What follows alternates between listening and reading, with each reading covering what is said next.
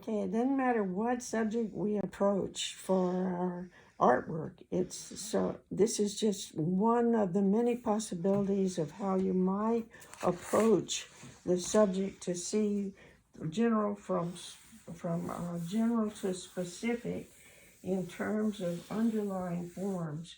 So I chose a cat and a dog because they're probably the most popular pets. Most people are very in love with animals, and as a result, the cat and the dog are pretty popular in that regard.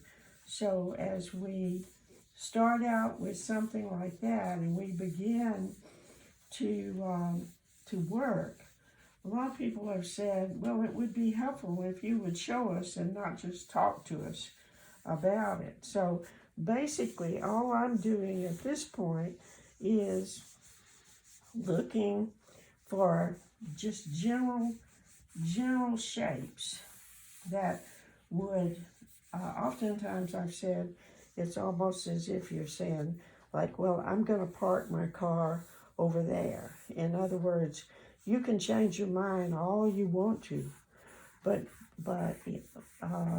to get yourself started, you can use these big shapes to work out kind of a plan of where it might wind up and how big you want it, so that you can say, okay, I think my drawing is going to be about this size, and if I want to do some changing, now's a good time.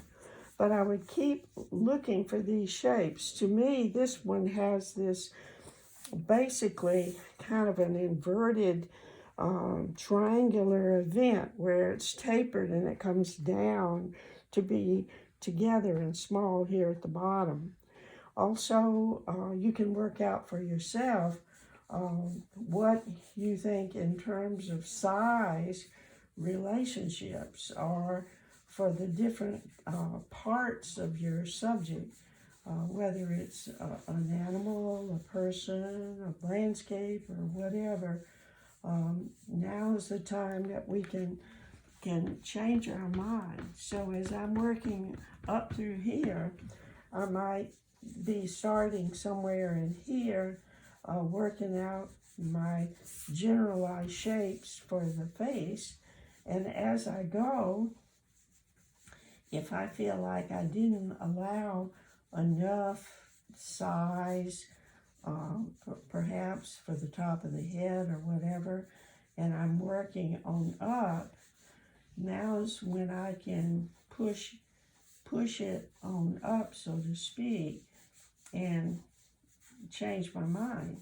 It doesn't necessarily mean I'm going to settle for that. That's why I really have a real good time working with charcoal, because in working with something that's easily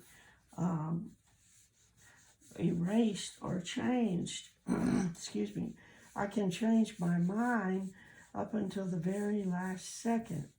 So if I'm thinking I needed more height to the head, I could do that with no problem, because if I was working with, say, a Crocodile pen and ink, and I put it in there, well, it probably wouldn't allow me the changeability and the freedom of working on the sizes. So when we were doing people, I think one of the big challenges was how wide or how big to make the hips in relationship, in proportion to the waist and to the chest, and you can change your mind as often as you like. So basically, these earliest parts of your drawing, you are just looking for the general general forms and shapes. So I might think, okay, this will be white, white, white, and come on down into here, and try to decide if this is enough of a white area for that. And I'm gonna, I've been through that. I might even decide to lengthen the legs. I think that was one of the things about art quilting that was a surprise to the traditional quilters who were in my quilt group, and that was they were like, what? You just cut things off of the quilt, or you change it, or you throw it away, and do all kinds of stuff like that. And I think the whole idea of any artwork that you do basically is one of editing, changing your mind until you finally feel like, I believe I'll settle for this.